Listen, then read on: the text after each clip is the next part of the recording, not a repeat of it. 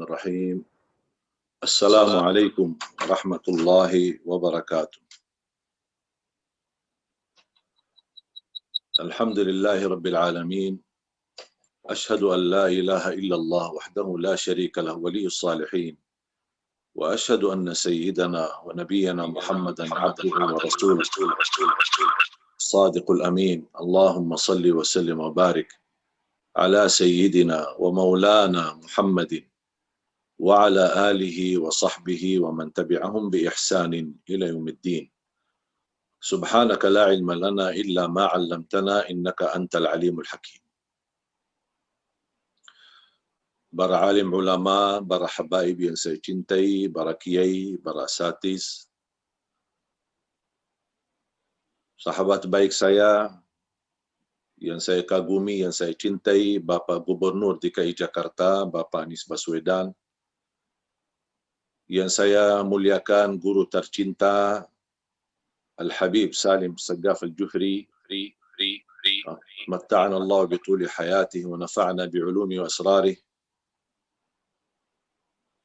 Dr. Kiai Haji Surahman Hidayat, Al-Ustadz Al-Fadil Ahmad Syekhu, sahabat baik saya yang saya cintai, Al-Habib Abu Bakar Al-Habsi, Al-Ustadz Al-Fadil Mahfud Abdul Rahman, dan Kiai Haji Ahmadul Hafiz,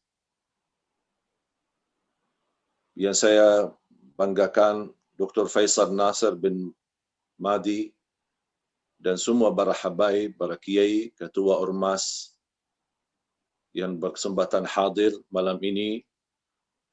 Dan mohon maaf, saya sebenarnya niat untuk menghadiri acara ini di lokasi karena merindukan tokoh-tokoh yang kita cintai, bilkhusus guru tercinta Al-Habib Salim Sagaf Al-Jufri dan juga Bapak Gubernur. Cuman masih mengingat kondisi dan keadaan semenjak kejadian musibah, masih sampai sekarang kondisi kesehatan belum begitu stabil, tapi alhamdulillah masih kita terus melanjutkan perjuangan dakwah walaupun melalui Zoom. Dan ini salah satu hikmah sebagaimana disampaikan oleh Bapak Gubernur, barangkali di acara yang kita datangi belum tentu sebesar dan sebanyak di acara live streaming atau Zoom. Alhamdulillah tadi subuh kita mengisi acara live di Amerika, dan sebelumnya kita di Australia, kemudian sudah keliling dunia dalam satu hari. Walaupun kita duduk di tempat, dan mudah-mudahan silaturahim bersama keluarga besar BKS bisa mengantarkan kita untuk teladani Nabi yang kita cintai, Nabi Muhammad sallallahu alaihi wasallam.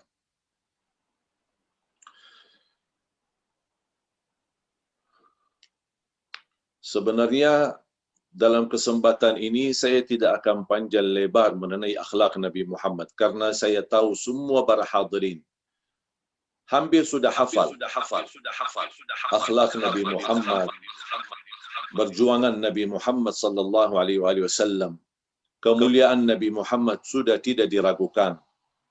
Bahkan inti daripada ajaran Islam yang dibawakan oleh Rasulullah SAW, kalau saya boleh padatkan agama dari Al-Fatihah sampai An-Nas, semua hadis Rasulullah SAW, Islam dari A sampai Z, kalau saya boleh satukan dan saya padatkan mengambil kesimpulan satu tema, tidak ada yang lebih mulia daripada kemuliaan akhlak. Itu inti daripada ajaran Islam.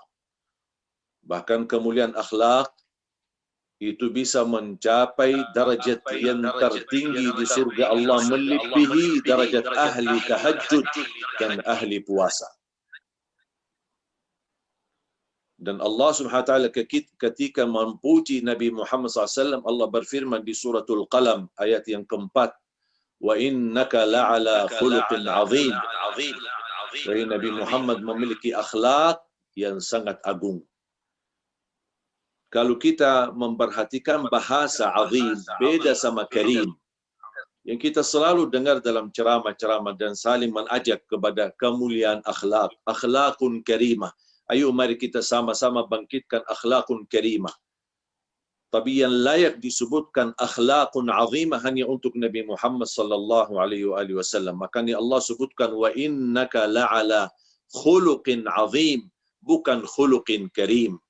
Menunjukkan betapa agungnya akhlak Nabi Muhammad sallallahu alaihi wasallam.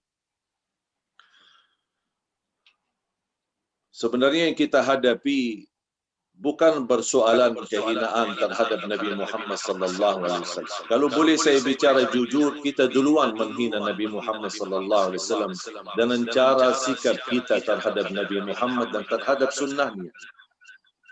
Kita sendiri dan saya yakin dan tidak diragukan semua para jamaah, para habaib, para alim ulama yang hadir di acara ini tidak diragukan cintaannya kepada Nabi Muhammad sallallahu alaihi wasallam. Dan hal ini tidak perlu saya tanya bagaimana, apakah Bapak Ibu jamaah sekalian mencintai Nabi Muhammad, pasti menjawabannya bersatu, ya, mencintai Nabi Muhammad. Tapi yang selalu saya terus menggali dan mencari tahu, apakah Nabi Muhammad mencintai kita? Itu yang saya selalu berjuangkan dan mencari tahu. Kalau kita ingin, sebagaimana kata Abdullah bin Mas'ud kepada seorang tabi'in, Al-Imam Rabi' bin Khuthaym rahimahullah, wallahi law ra'aka Rasulullah sallallahu alaihi wasallam la ahabbak. Sambil sahabat Rasul yang mereka lebih kenal Rasul dan dekat dan mendamping Rasul, kok berani sambil bersumpah dan dia berkata kepada seorang dari tabi'in yang tidak pernah bertemu Rasul, kok dia berani bersumpah dan dia berkata, demi Allah, kalau Rasul bertemu denganmu, pasti akan jatuh cinta kepadamu. Yang perlu kita berjuangkan adalah bagaimana Nabi Muhammad mencintai kita, bukan hanya kita mencintai Nabi Muhammad sallallahu alaihi wasallam. Sebagaimana juga disampaikan tadi di sambutan dan pernyataan oleh Bapa Al-Ustaz Ahmad Syekhu, kita sudah mendengar bagaimana Rasulullah SAW sudah dihina dan dicaci maki di masa hidupnya. Dan subhanallah, salah satu kelebihan akhlak Nabi Muhammad SAW tidak pernah membalas dendam, bahkan tidak pernah wa kana la yantasiru li nafsihi sallallahu alaihi wasallam. Hal terkait dengan dirinya sendiri, Rasulullah SAW tidak pernah menguntungkan dirinya sendiri. Tidak pernah mengunggulkan dirinya sendiri dalam hal apapun. Bahkan Rasulullah SAW selalu bersikap murah hati dan baik perbuatan dan sikapnya. Sebagaimana sekelompok orang Yahudi datang bertemu dengan Rasulullah SAW dan mengucapkan Assalamu alaikum. Sampai Siti Aisyah mengerti bahasa mereka, bahasa kalimat Assalamu alaikum, al-maut, celakalah bagimu. Siti Aisyah sakit marahnya, wa alaikumussalam wal la'nah. Kalianlah yang celaka, kalianlah yang mati, kalian yang dilaknati Allah, kata Rasulullah SAW. Jangan ya Aisyah, cukup hanya menjawab wa alaikum. Kehinaan yang terjadi kepada Nabi Muhammad SAW tidak akan menurani, bahkan tidak akan menyentuh martabat beliau. Bagaimana bisa orang mampu menyentuh martabat beliau sedangkan Allah Subhanahu wa taala sudah meninggikan martabat beliau? Dan kalau Allah yang meninggikan seorang, tidak ada satupun yang mampu merendahkan dan menurani martabatnya. Allah Subhanahu wa taala berfirman di suratul Insyirah, wa rafa'na laka dzikrak faman rafa'ahu Allah man hadzal ladzi yakhfidu. Barang siapa yang ditinggikan oleh Allah, siapa ya? Tunjukkan kepada saya orang yang mampu menjatuhkan martabatnya. Kalau Allah sudah meninggikan, wa rafa'na laka dzikrak. Melangkah untuk membela Nabi Muhammad sallallahu alaihi wasallam, jangan kita memiliki keputusan di saat sakit hati. Memang kita sebagai orang muslim, sikap kita terhadap apa yang terjadi, boleh kita merasa disakiti, boleh kita merasa dihina, boleh kita merasa dijatuhkan kehormatan kita, tapi tidak boleh mengambil keputusan apapun terhadap kasus seperti ini dengan emosi dan sikap amarahan. Karena ini pasti akibatnya tidak baik. Kita harus berfikir bijaksana, berfikir baik, dan kita sebarkan akhlak Nabi Muhammad sallallahu alaihi wasallam melalui kemuliaan akhlak dan keagungan akhlak Nabi Muhammad SAW. Dan justru teruji akhlak seorang ketika tertekan dengan kehinaan, tertekan dengan ujian, tertekan dengan musibah, baru akan terlihat apa sikap kita.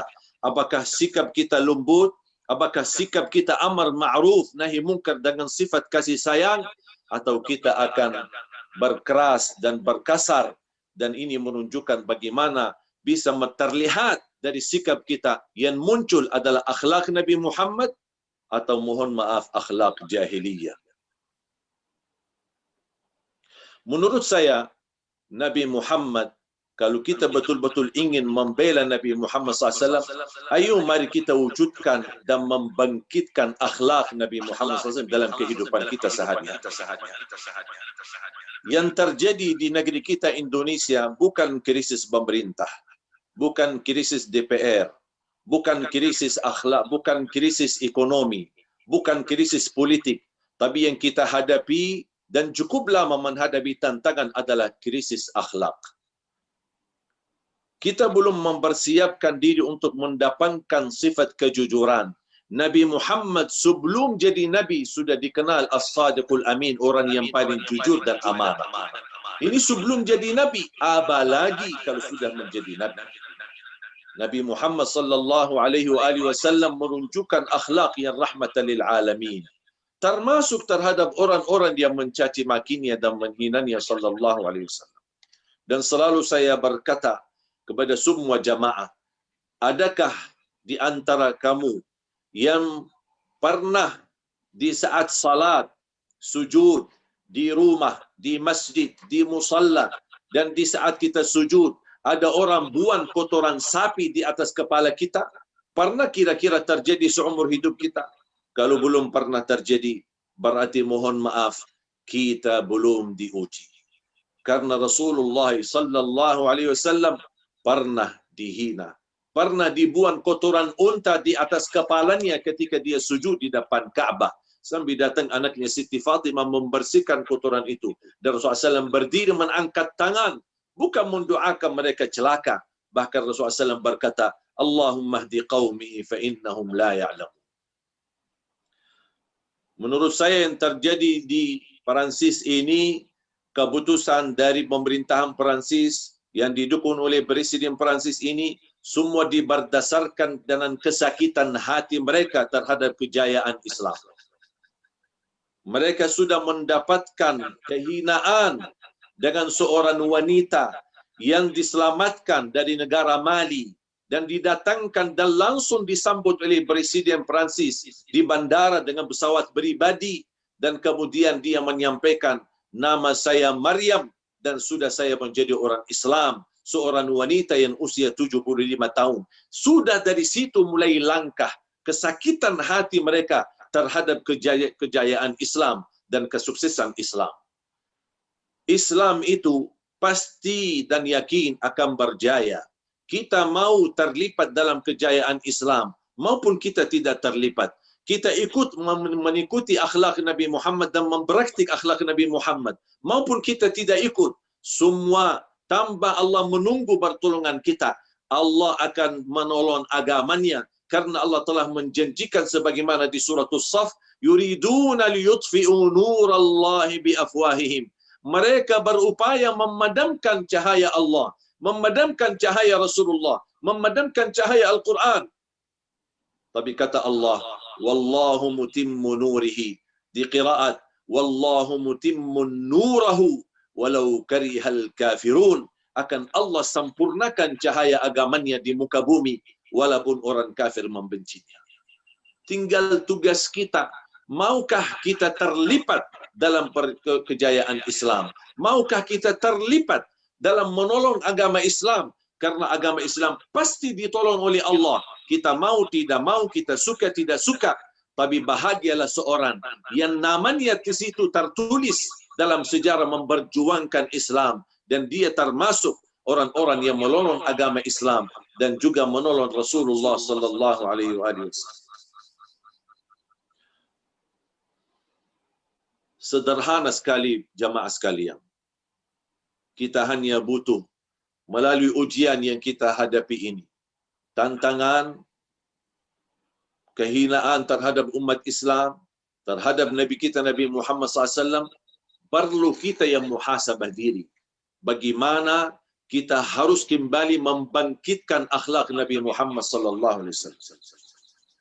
Bagaimana kita bisa mewujudkan kontak batin, kalau boleh saya sebutkan, kontak batin sama Rasulullah SAW. Bukan hanya melalui salawat, tapi ada orang yang bisa satu kali saja salawat, tapi bisa membawa hatinya, membawa jiwanya, bahkan meneteskan air matanya, karena dia merasakan salawatnya sedang didengar oleh Rasulullah, salamnya sedang dijawab oleh Rasulullah sallallahu alaihi wasallam. Itu yang kita butuhkan, menwujudkan kontak batin sama Rasulullah SAW dalam bersikap kita sehari-hari. Saya bawakan satu kisah jamaah sekalian. Ada seorang pemuda,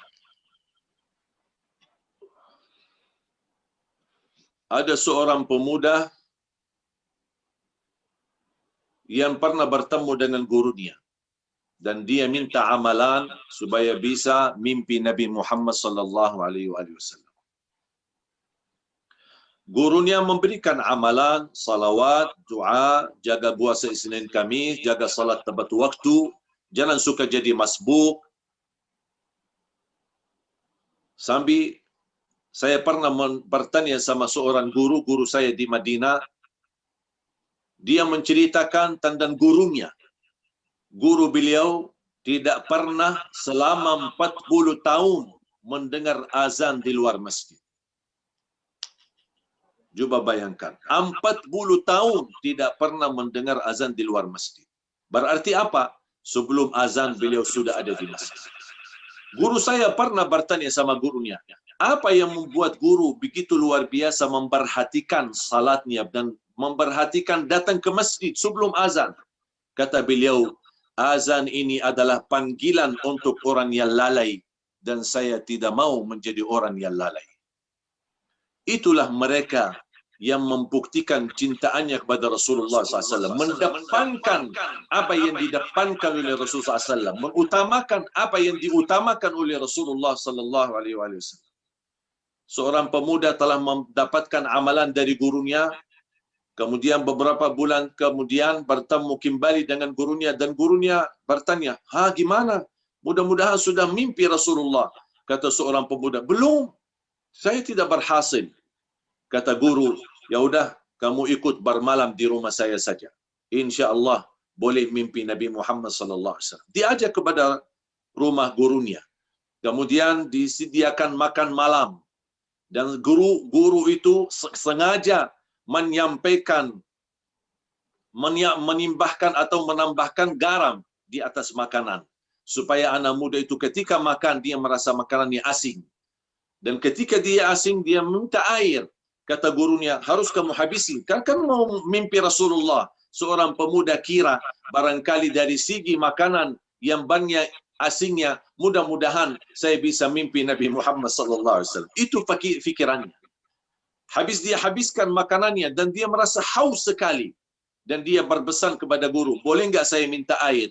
Kata gurunya, saya ambilkan air. Kemudian guru itu masuk ke dalam rumahnya dan tidak keluar. Anak muda itu menunggu lama-lama, saking lamanya menunggu kecapean dan akhirnya ketiduran dalam kondisi haus.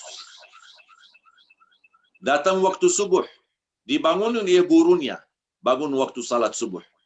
Kemudian langsung guru bertanya sama anak muda, gimana? Apakah sudah berhasil mimpi Nabi Muhammad? Seorang muda berkata, mohon maaf, saya belum berhasil mimpi Nabi Muhammad. Guru pun heran, kamu sudah makan di rumah saya, bermalam di rumah saya, salawat sudah, puasa sudah, kok belum mimpi Nabi SAW? Terus kamu mimpi apa? Kata anak muda itu, saya mimpi air. Kata guru, itu dia. Karena kamu terlalu haus air, fantas terbawa dalam pikiran bawah sadar, sampai bisa membawa itu dalam mimpi. Makanya kalau kamu haus mimpi Nabi Muhammad, kalau kamu haus merindukan Nabi Muhammad, kalau kamu haus mengharapkan syafaat Nabi Muhammad, kalau kamu haus mencintai Nabi Muhammad, pasti akan Nabi Muhammad berkenan.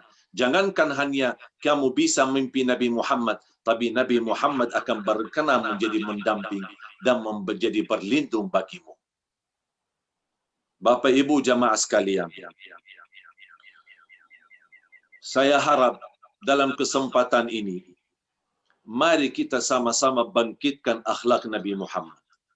Kita tiru akhlak Nabi Muhammad. Sederhana sekali. Saya akan berikan beberapa contoh itu sekalian menjadi amalan. Ketika kita makan maupun minum, saya tahu dan yakin, semua pasti bagi tangan kanan makan atau minum. Itu hal biasa.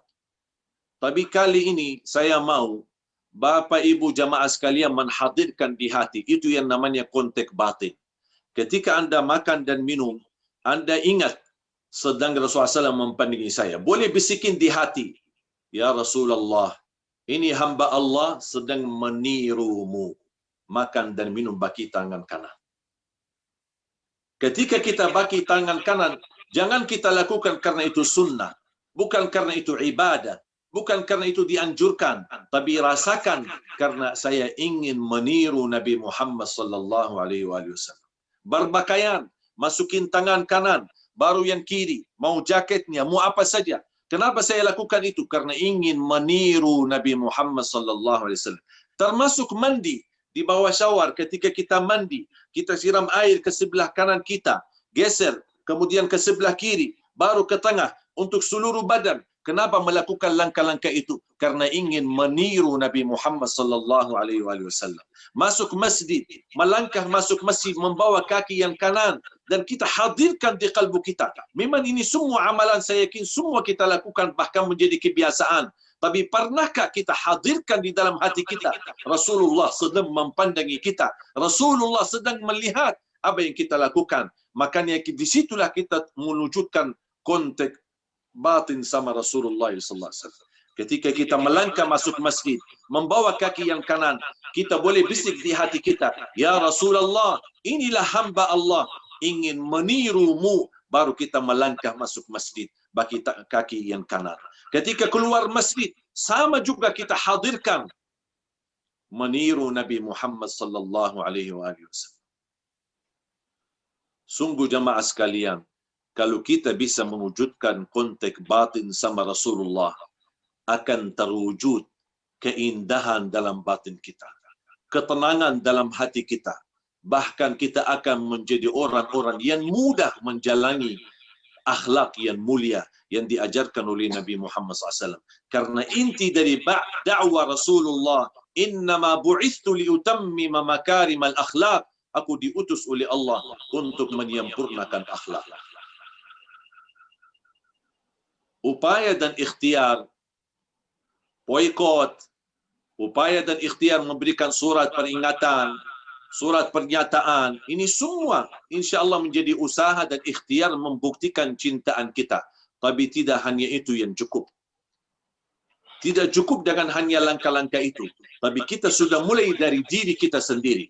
Sebelum kita boikot barang-barang Prancis, sebelum kita memberikan pernyataan, sebelum kita bersikap atau menunjuk rasa, kita harus juga menunjukkan hati. Bagaimana kita bisa kontak batin sama Rasulullah sallallahu alaihi wasallam. Ada seorang pemuda dan kita lihat bagaimana Rasulullah mampu mengatasi masalah. Seorang pemuda datang bertemu Rasulullah SAW, menghadap Rasul di dalam masjid. Banyak para sahabat yang sedang duduk. Mereka sedang belajar langsung sama Rasulullah SAW. Dan orang pemuda ini tambah ada rasa malu, bahkan berani datang menghadap Rasulullah dan minta izin, diizinkan oleh Rasulullah untuk berzina. Allahu Akbar. Bayangkan kira-kira Bapak Ibu, kalau ada seorang pemuda datang di tengah majlis kita, di hadapan banyak orang, dan dia langsung bersama dengan guru, minta izin untuk melakukan zina. Sampai sahabat SAW bersikap tegas. Apa kata Rasulullah? Biarkan dulu. Langkah yang pertama Rasul mendekatkan anak muda kepada Rasulullah SAW. Dan kemudian Rasulullah membisiki telinganya. Maukah saya izinkan kamu berzina? Kata anak muda, ya, mau ya Rasulullah. Kata Rasulullah, boleh kamu berzina. Tapi ingat, ada kira-kira maukah orang-orang menzinahi ibumu? Tak mau ya Rasulullah. Kira-kira mau enggak ada orang berzina kepada istrimu? Tak mau ya Rasulullah. Kira-kira maukah orang-orang berzina dengan adikmu yang perempuan? Tak mau ya Rasulullah. Sambil begitu Rasulullah SAW membisiki di telinganya supaya orang itu sadar diri sendiri terhadap perilaku zina. Habis itu Rasulullah SAW menaruh tangan kanan di atas dadahnya dan mendoakan, Allahumma tahhir qalbah wa hassin farjah waghfir dzambah. Ya Allah, sucikan hatinya, jagalah kehormatannya dan ampunilah dosanya. Apa kata pemuda itu? Demi Allah, ketika saya datang menghadap Rasulullah, yang paling aku suka di hatiku adalah berzina. Ketika saya keluar dari masjid bertemu Rasulullah SAW, yang paling aku benci adalah zina. Begitulah cara Nabi Muhammad SAW mengatasi masalah. Perlu kita bangkitkan kejujuran, akhlak yang mulia, akhlak yang baik. Kita perlu bangkitkan dan kita tingkatkan kesabaran menghadapi tantangan. Nabi Muhammad sallallahu alaihi wasallam menunjukkan kesabarannya yang sangat luar biasa. Kesabaran untuk menanamkan kemuliaan akhlak. Bahkan kepercayaannya yang membuat Nabi Muhammad SAW kuat sabar karena dia mampu dan meyakini dan percaya sepenuhnya takdir Allah Subhanahu wa taala. Dan saya percaya dan yakin apa yang terjadi di Perancis ini, insya-Allah tidak lama lagi akan Allah hadirkan hikmah-hikmah di balik kehinaan yang terjadi ini. Akan Allah hadirkan ribuan orang, bahkan insya-Allah jutaan orang yang akan mengucapkan kalimat la ilaha illallah Muhammadur Rasulullah dari sikap dan akhlak yang mulia yang kita bisa terapkan dalam kehidupan sehari-hari. Jamaah sekalian dimuliakan Allah Subhanahu wa taala. Aqrabukum minni majlisan yaumal qiyamah ahasinukum akhlaqa. Yang paling dekat kepadaku hari kiamat orang-orang yang paling mulia akhlak. Jangankan hanya kehinaan Rasulullah SAW yang kita merasa begitu sangat dalam menyakiti kita. Tapi mohon maaf, kalau kita muhasabah diri dan kita melihat perbuatan kita, jangan kita mungkin tidak sadar kita menyakiti diri sendiri. Tapi mohon maaf, perbuatan kita yang mendahului sikap-sikap kita adalah kita duluan menyakiti Rasulullah SAW. Kalau di Perancis menyakiti kita, tapi kita yang duluan menyakiti Rasulullah SAW. Kira-kira mana yang lebih parah? Menyakiti Rasulullah atau Perancis menyakiti kita? Makanya jamaah sekalian, ayo mari kita sama-sama bersatu. Menanamkan kejujuran di antara kita. Menjaga kebersamaan dan kebersatuan. Boleh ada berbeda pandangan. Boleh ada berbeda pendapat. Tapi kita harus belajar saling menghormati. Kita melihat contoh. Contoh sederhana Bapak Gubernur. Berapa kali dicaci maki? Berapa kali dibuka kekurangannya? Berapa kali dibuka aibnya? Berapa kali dibicarakan berbagai macam? Kalau dia hanya setiap ada orang menghina, mencaci maki dan dia dihentikan perjuangannya dan dia stop dan dia bersikap sakit hati terhadap kehinaan itu, Jakarta tidak akan maju dan mendapatkan ratusan atau puluhan bisa ratusan penghargaan yang didapat oleh seorang gubernur DKI Jakarta. Saya yakin apa yang beliau dapat, dia hanya memberi yang terbaik. Karena kita tahu dan kita belajar, tidak semua orang suka. Dan tidak semua orang pasti mau apa yang kita berjuangkan. Makanya kita terus, sebagaimana kata orang terdahulu, wal qafilatu tasir wal kilabu tambuh. Biarpun perjuangan kita terus berlanjut dan perjuangan kita terus berjalan, walaupun anjing-anjing itu bersuara keras untuk menjatuhkan kita, biarkan aja. Biarkan aja. Wa idza khatabahumul jahilun qalu salama. Dan kita terus memperjuangkan yang terbaik, usaha yang terbaik dan sikap yang terbaik untuk menunjukkan rasa cinta kita kepada Nabi Muhammad SAW. Jangan kita memilih hanya yang biasa-biasa. Tapi kalau kita ingin menunjukkan cintanya luar biasa kepada Rasulullah, kita tunjukkan juga sikap yang luar biasa, akhlak yang luar biasa, dan juga perbuatan yang luar biasa terhadap orang Muslim, terhadap non-Muslim. Karena menurut saya, yang akhlak Nabi Muhammad yang kita terapkan dalam kehidupan kita, itu dakwah bil hal. Tidak perlu kita punya banyak ilmu, tidak perlu jadi ustaz. Hanya dengan akhlak bil hal, kita akan mendapatkan kemuliaan di sisi Allah Subhanahu wa taala. Bahkan kita akan terpilih menjadi orang terdekat sama Rasulullah sallallahu alaihi wasallam. Saya akhiri sebuah pesan. Nabi Muhammad sallallahu alaihi wasallam tidak pernah lupa sama kita. Setiap langkah doanya pasti mendoakan kita. Bahkan ketika Rasulullah SAW habis telah memakamkan seorang sahabat, Rasulullah SAW duduk dan menunjukkan rasa kesedihannya dan meneteskan air mata. Dan sahabat bertanya, ya Rasulullah, kenapa? Ada apa? Apa yang terjadi? Apakah ada sebuah peristiwa yang terjadi yang kami belum bisa mempandanginya dan tidak bisa melihatnya? Kata Rasulullah, tidak. Walakinni tadhakkartu ikhwani.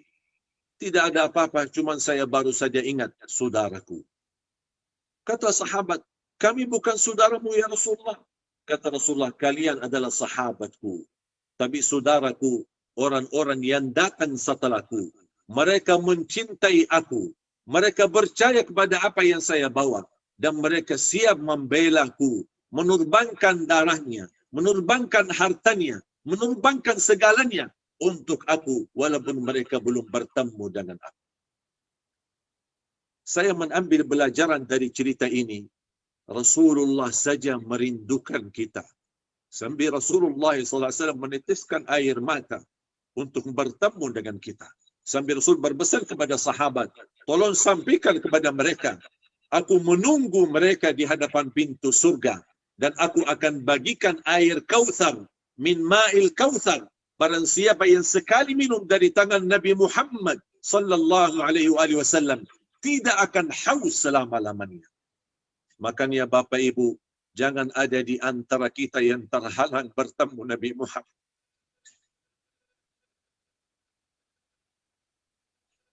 Jangan ada di antara kita orang-orang yang dijauhkan dari Nabi Muhammad sallallahu alaihi wasallam. Jangankan kita umat Islam mengharapkan syafaat Nabi Muhammad, seluruh manusia, yang muslim maupun non-muslim, apapun agamanya dari sejak Adam alaihi salam sampai akhir manusia, semuanya mengharapkan syafaat Nabi Muhammad sallallahu alaihi wasallam. Apalagi kita sebagai umatnya, apalagi kita sebagai orang-orang yang memperjuangkan dan melanjutkan perjuangan Nabi Muhammad sallallahu alaihi wasallam. Makanya jangan sampai kita orang-orang yang mengecewakan Nabi Muhammad. Jangan sampai kita orang-orang yang terhalang bertemu Nabi Muhammad. Saya ingat satu hadis Rasulullah SAW ketika ada seorang sahabat, As'aluka ya Rasulullah murafaqataka fil jannah. Dia tidak hanya meminta surga, tapi dia minta surga bersamamu ya Rasulullah. Aku mohon surga bersamamu. Seolah-olah ya Allah, ya Rasulullah, kalau surga tanpamu saya tidak mau. Begitu luar biasa cintaan mereka kepada Rasulullah sallallahu alaihi wasallam. Mereka mendampingi Rasul di masa hidupnya dan mereka ingin mendampingi Rasulullah SAW di dalam surganya Allah Subhanahu wa taala. Makanya jamaah sekalian, mari kita sama-sama bangkitkan. Jangan kita hanya berakhlak mulia di luar rumah, tapi banyak sekali orang-orang yang bermasalah dalam rumah tangganya, yang tidak mampu menunjukkan akhlak Nabi Muhammad. Padahal Rasulullah SAW bersabda, orang laki-laki yang termulia akhlaknya adalah yang termulia akhlaknya bersama istrinya dan keluarganya. Kira-kira gimana akhlak kita bersama keluarga kita sendiri?